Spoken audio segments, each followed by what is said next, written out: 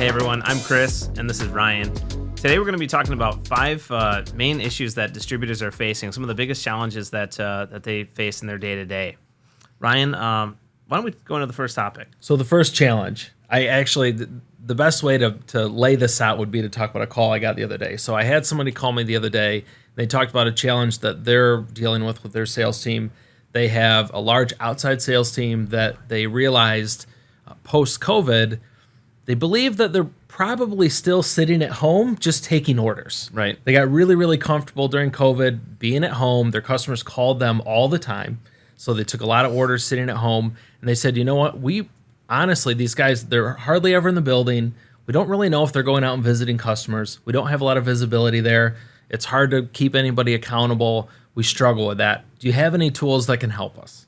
So that's the big challenge, is accountability, visibility. Yeah. What are some tools that distributors can use to solve that? Yeah, this is kind of a big deal too, because a lot of our distributor customers, they don't want to have this big brother mentality, right? Where the salespeople are afraid to make mistakes, or am I going to be micromanaged? And nobody really wants to work in that environment where people are kind of over the top like that. But at the same time, the salespeople want to have something to be accountable toward. And one of the big struggles that I've seen in this same space is that our customers, previous to getting involved with us, they struggle to have the availability of that information on a real-time basis. So what we see a lot of times when we first come into a customer is, a paper-based process, spreadsheet-based processes where they've got, 1 or 2 or 3 people pulling reports, day to day or on a Friday or once a month, and then they hand that out to the sales team or they hand it out to the managers and say, okay, here's how everyone has been doing.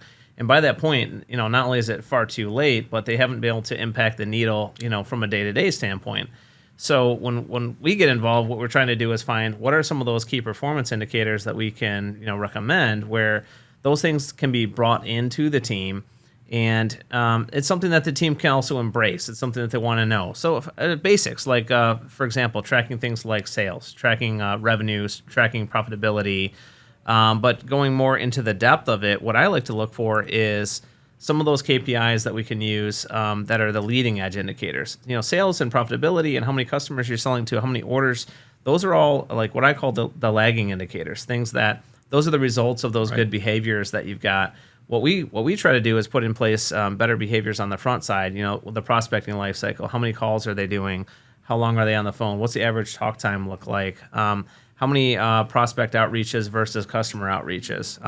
How many individual prospects are they reaching daily? How many individual customers are they reaching daily? Things like that.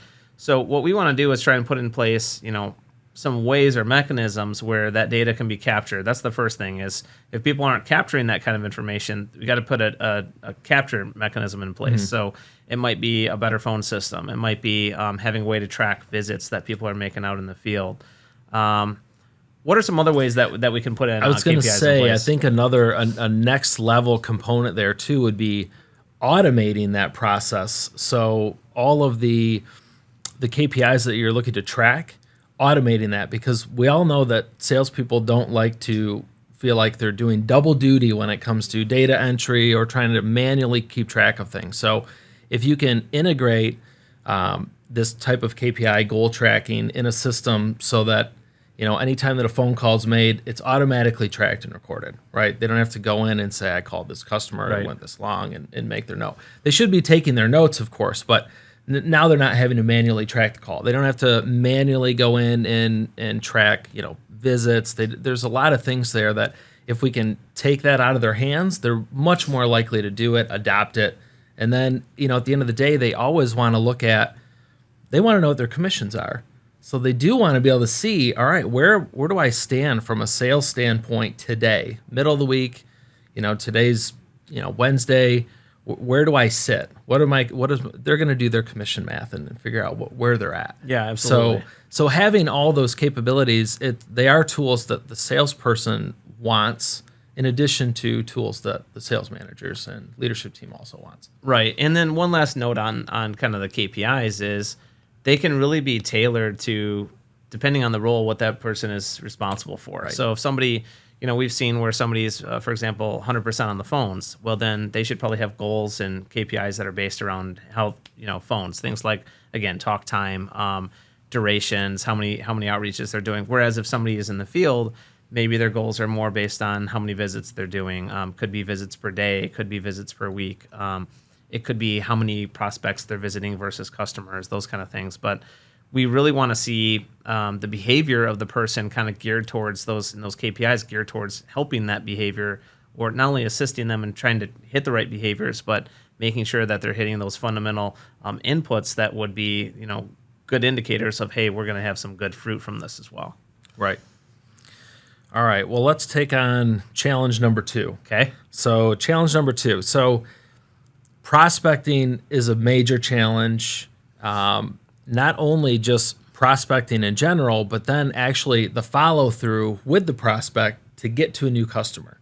So really interesting stat that I recently saw was that, back in 2007, it would take 3 to 4 touch points to break through with a new prospect. Nowadays, it's 8+. Yeah. So it's really changed, right? The amount of times that it's going to take to break through, the amount of engagement that is necessary, right, to have an opportunity to even create that new customer. So, Right.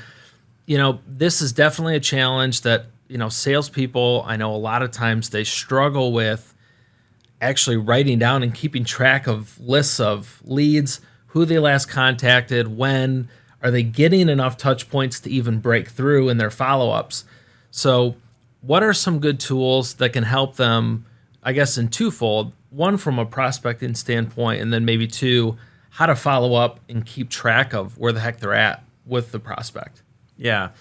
So one of the things we just have to know about the psychology of the buyer right now is they're inundated with offers all the time. I don't know about you, Ryan, but I'm getting, maybe 100, if not more, email a day, right? Yeah. I'm getting phone calls. Yeah. Literally, there will be days that my phone is just ringing off the hook from numbers I don't know. And thank goodness now for the features where it says, hey, this is probably a spam call. Right. Right. But on the downside, if you're a salesperson trying to call in, it's really hard right now, right? Because you're probably coming up as suspected spam, and your email is probably not being read.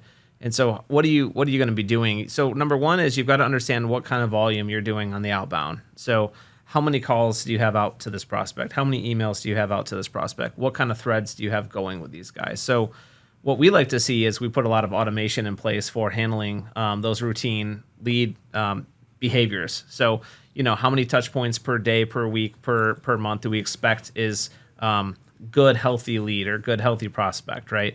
So when we see those behaviors are being followed, then we know that that's a healthy prospect. When it's not being followed, we know that maybe that's, kind of maybe falling by the wayside a little bit.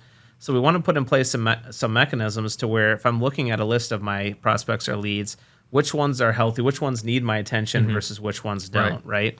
And then we might need to come up with some unique ways. Like we actually, I remember we were on site with one of our clients recently, and we found we had met with several of their different divisions. We found one of their divisions was having this issue where they were not really seeing any growth.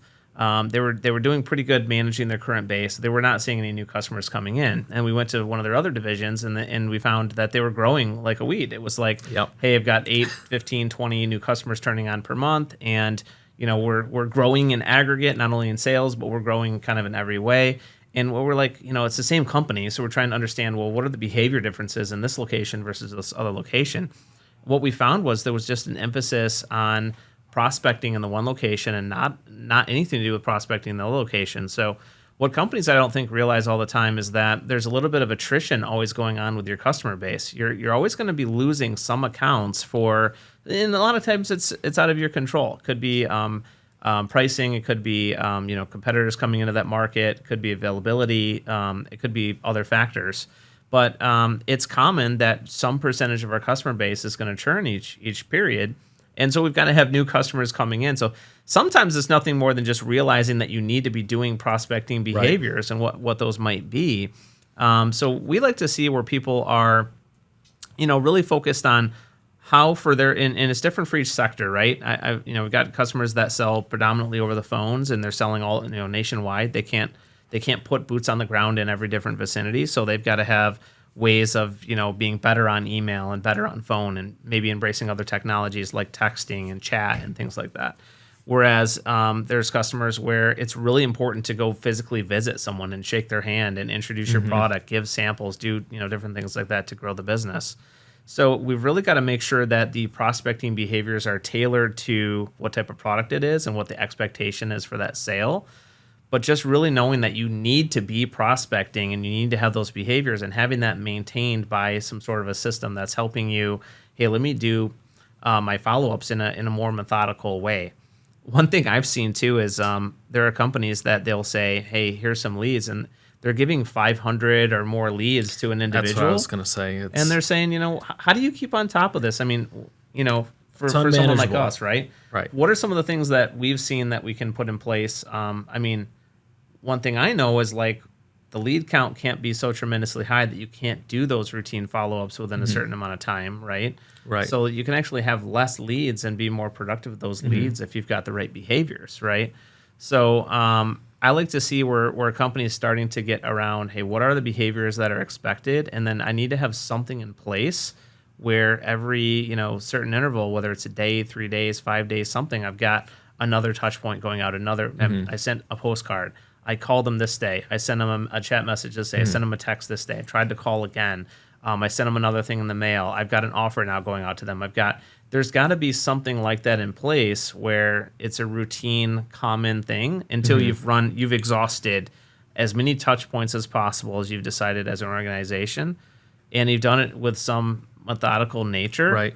to where you can look back and say, I tried everything I possibly could with this guy. Well, and the other thing is that, from a sales manager standpoint, trying to keep track of and manage this process from above, looking at what each salesperson's doing, what touch points they've had, to your point, and then being able to pull any leads back and redistribute, looking at where they're at. You might have a lot of companies buy lists, right? And they'll buy a list of thousands and thousands of leads, right? And so if you're just you're doling them out in hundreds to 1,000 leads per person, it's almost an impossible task for that sales manager to go in and look at, all right, what's actually happening, taking place, right? So you need a system that gives the managers the ability to very quickly and easily pull back, right? What's not being touched, what's not being gotten to, and then redistributing these things. I mean, I've had sales managers tell me that they spend 10 hours a week just trying to manage and look at leads and pulling leads back, redistributing them every single week, which you could put systems in place to eliminate that altogether, where maybe it takes you 30 minutes a week just to look at, check the boxes real quick. Did the leads pull back correctly? Did I redistribute them? So on and so forth. So there's a huge time savings from a sales manager standpoint, which then they can go focus on things that it might be more important than just trying to manage leads. Right. It's interesting how much time and effort is going into things that are, actually very routine. What we find is they always have a certain pattern. Why would I decide to take a certain lead from this person to that person, or a customer from this person to that person, or why do I want to take this account and do something different with it? They always know the reasons, and they can always describe those reasons. So what we found is it just put some automation in place that does that task. Yeah. Because it's not rocket science, right? And that goes for developing the KPIs too. It's like, when we've got people that we know are doing pulling this data and then doing a pivot table and doing this and doing that, and then ultimately giving that data back out to others. And this is hours and hours and hours every week. I mean, it's a lot of time savings goes into just putting some basic principles in place. Yep. All right, so let's take on challenge 3. Did I say 2 or 3? 3. So another interesting statistic that we recently saw was 42% of B2B salespeople don't feel like they have enough information before they make a call, go on a visit, right? So in essence, what they're saying is they're essentially an order taker because they don't know what to talk about. They're calling the customer and they're saying, hey, John, what can I get for you today? Oh, and by the way, I do have this one thing on special here. So how do we move away from that type of a conversation and utilize technology data to empower the sales team to have better conversations and feel prepared and know maybe who they should be calling, where they should direct their time?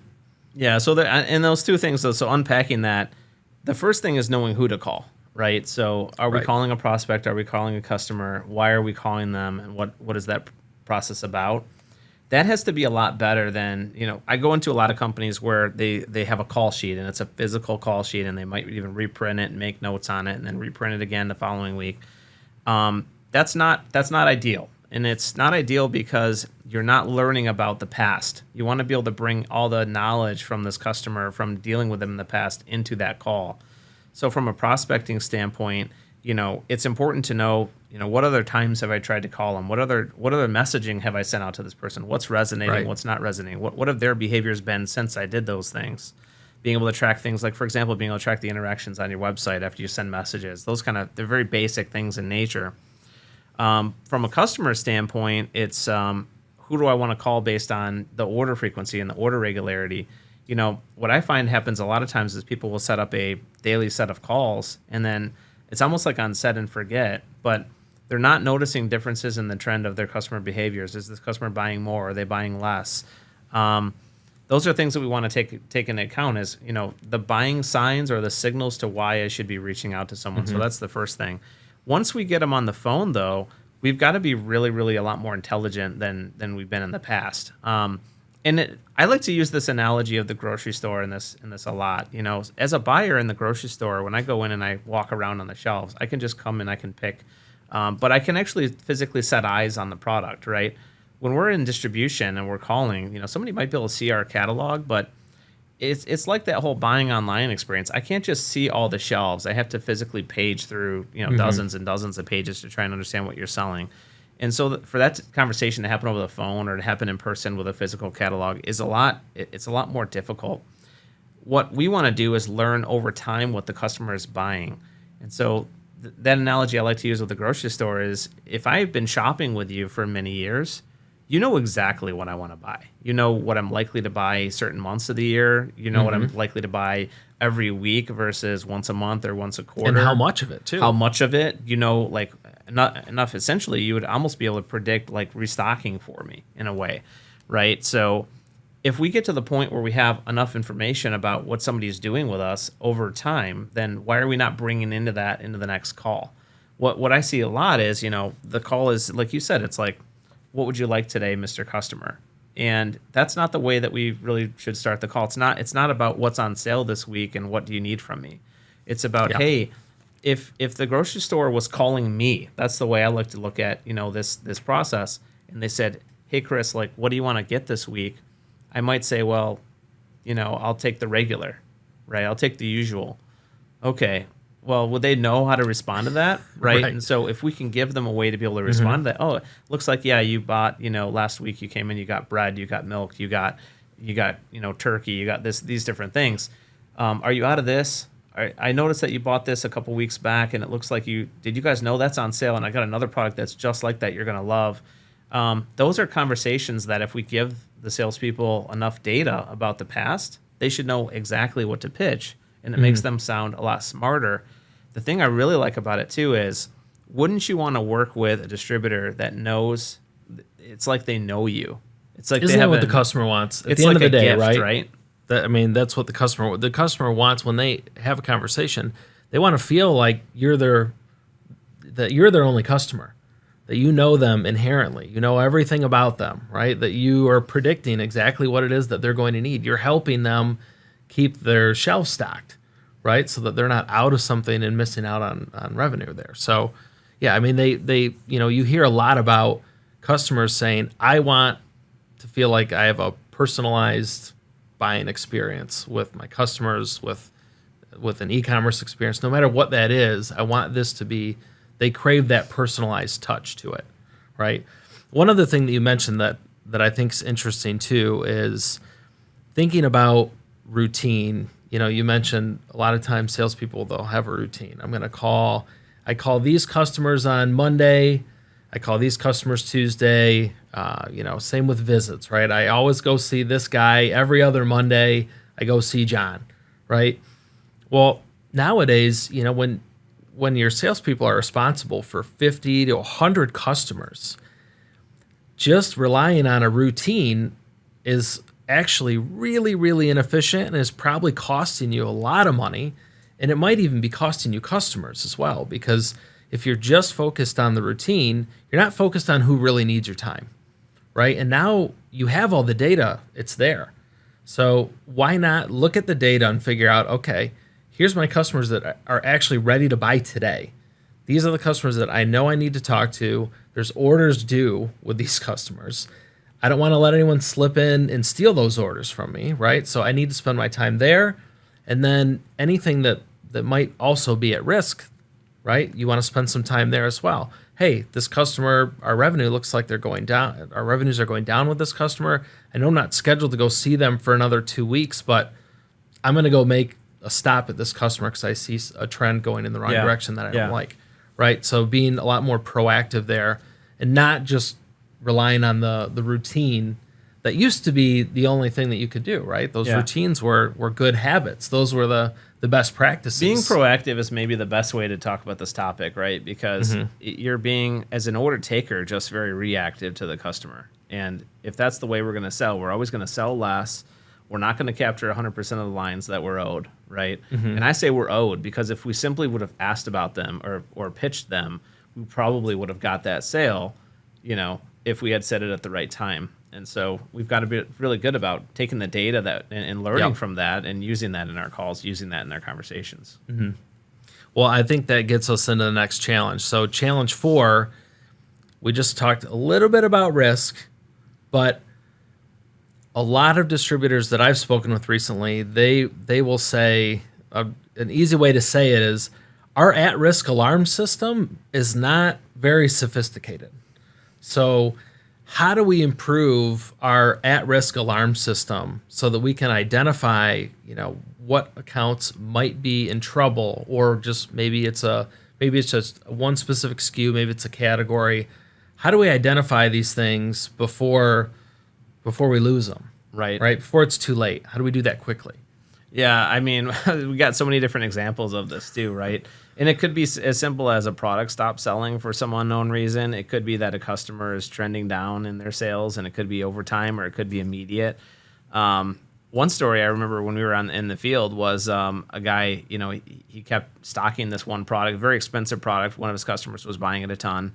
And all of a sudden, they just started seeing this product mount up on the shelves. And they're like, where's this? Why do we have so much of this product? Like, we used to be selling it like crazy.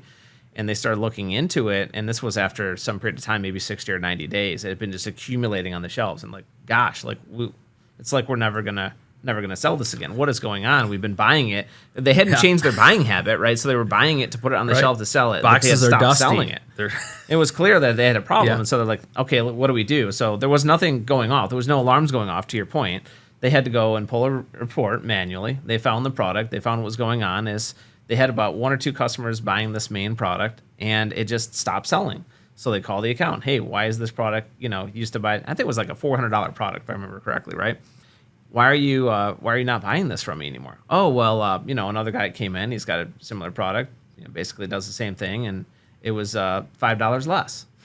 $5 on a $400 product, right? So obviously we know that they had the margin, they had the room to work on that, but nobody knew what was happening until far, far, far later. And by that point, I think they had lost something like 50 or 100 grand in profitability just on that one product. And if they had seen that happen in live, like, within a week, within 2 weeks even, it's something quick like, hey, this product is being red flagged now because of risk. Somebody would have seen it right away. Somebody would have done, taken corrective action even earlier on that.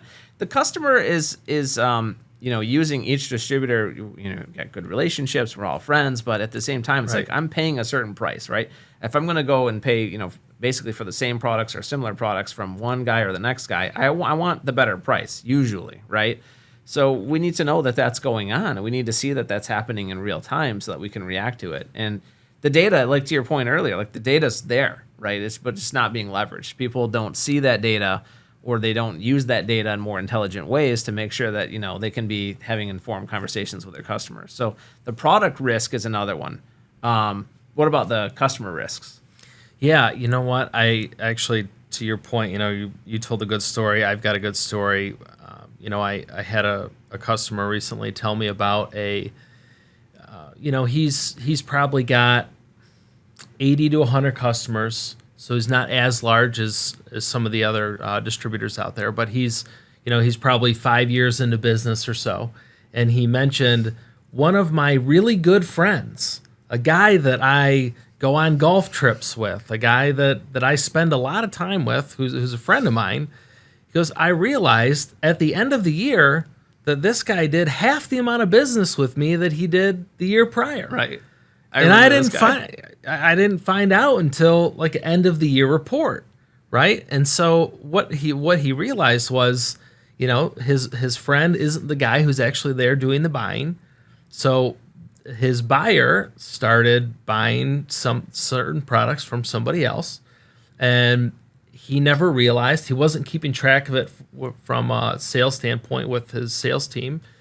So he didn't get any there was no identifier there to tell him that this was happening until it was way too late, which I'm sure he went back and got the business, right? That's a phone call, but he still lost out on half of his revenue from this one customer who was even a friend, right? So, if you don't have something set up in place that can alert you, and it's got to be within weeks to maybe a 30-day time frame, it's too long. Yeah. The data's there now. The capabilities are there to flag these types of things really, really early. So any type of anomaly, it should flag immediately, and your team should be aware. And not only should the salespeople be aware, but leadership can also be aware, right? So if the salesperson misses it at the sales meeting on Friday, the leadership can come in and say, hey, by the way, I noticed that, this category's down 15% in the last 3 weeks. We need to get in front of this. There could be a change happening here. Right. Right. So, if you're not utilizing your data in your building to help raise those flags, then, you don't have a good at-risk alarm system in place at all. Right. It's all, very anecdotal, very, you're just asking your salespeople, hey, how does the account feel? How do we feel with this one? Is it feel like we're in a good spot? Which is not a data-driven decision conversation whatsoever, right? So instead of just asking those type of questions and relying on feel, rely on the hard numbers because they're there. They already exist in the building. Yeah, absolutely. It's just basics. It's basics of understanding and seeing the trend and looking at the data in a different way, than you're used to doing. Yep. All right, so let's get into number 5. So last one. Now, another interesting statistic that's out there for B2B sales reps. Typically, it takes 10 to 12 months to get a new hire to a state where they've reached at least like an average productivity, right?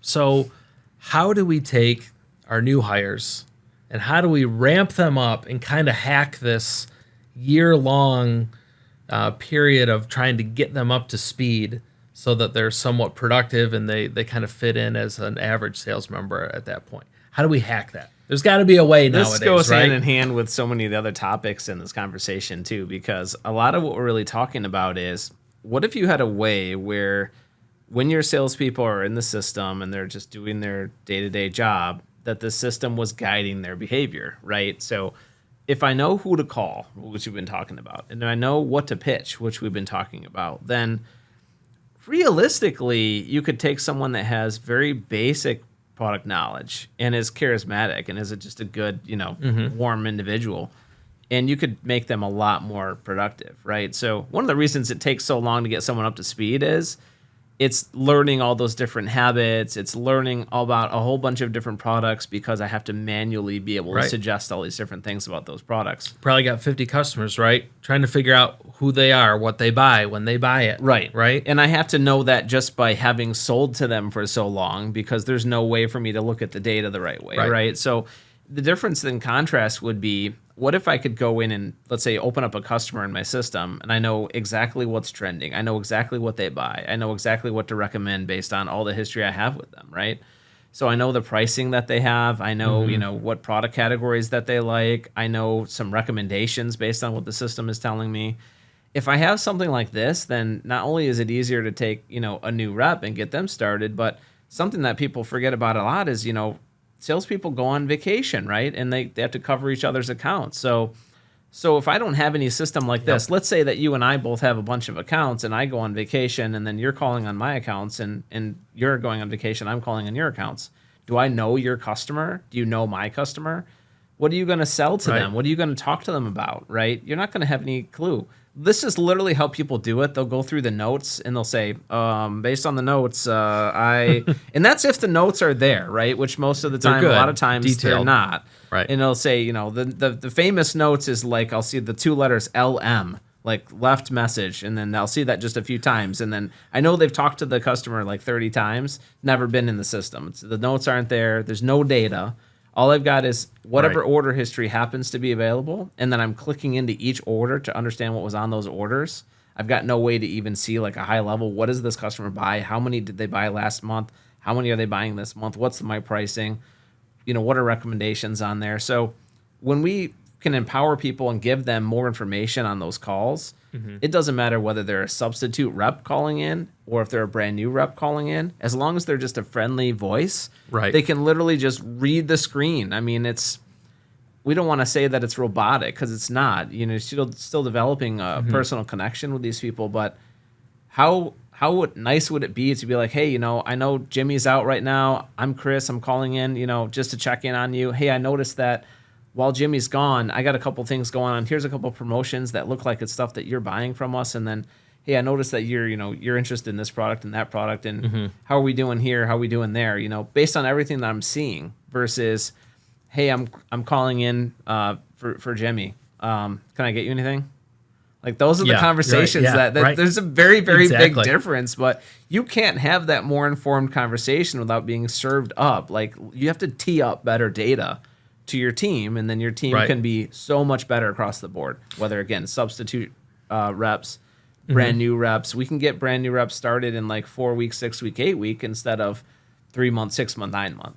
Right, and then your customer thinks you hired a rock star. By the way, so your customer's going, oh man, they might call you up and say, oh man, Sam, who you just hired, this guy's a rock star. He knew everything about my account day one. Like we're having very intelligent conversations. He's talking about, he knows exactly what my goals are, things that I want to. Right, exactly. I mean, and from the customer standpoint, I mean that's a big deal. Yeah. Because a lot of times if they lose their salesperson, they might lose somebody that they've had for a long time. They might feel like they're taking a step back with that company. They might feel like, if they don't get the right kind of attention or somebody that's up to speed. That's where accounts essentially can go up for review, right? I mean, everyone's heard that term. So if somebody doesn't have faith in this new person, that account could go away quite quickly. Yeah, absolutely. Right? So thinking about it too, like this is a funny thing to think about, but given two different distributors, like most of our customers are buying from multiple distributors, right? We know that's happening. So we know that we're facing off against other people all day long. And what kind of a call does that person want to be on, right? Do they want to be on the call where they're getting, hey, what would you like today? Or do you want to, that more intelligent, like friendly, he knows me type call? Which one am I going to answer? Which one am I going to maybe be more likely to send a voicemail? Because everyone's busy, right? Right. Like, which one am I going to maybe delete the email or just not read it because it's like, oh, this guy again? Versus the one that really like seems to care about me. Right. I mean, this guy blindly calls me every Monday. This guy calls me different day. He calls me whenever I actually need something. He calls me and tells me I'm out of something before I even knew. Right. Right. So very different conversation there. Yeah. So if you like these topics, what we're really talking about, a lot of challenges that distributors face, but a lot of the solutions end up being something with technology and not a huge departure from what they're already doing. Most of our distributor customers already are managing orders. They've already got a way to manage things coming in and out of their warehouse or receiving and put away and getting product out the door when it's going to customers.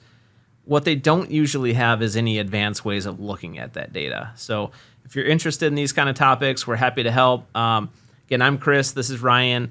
And we love these, talking about distribution topics. If you guys have any other ideas for other topics that we can cover, we'd be happy to do that for you.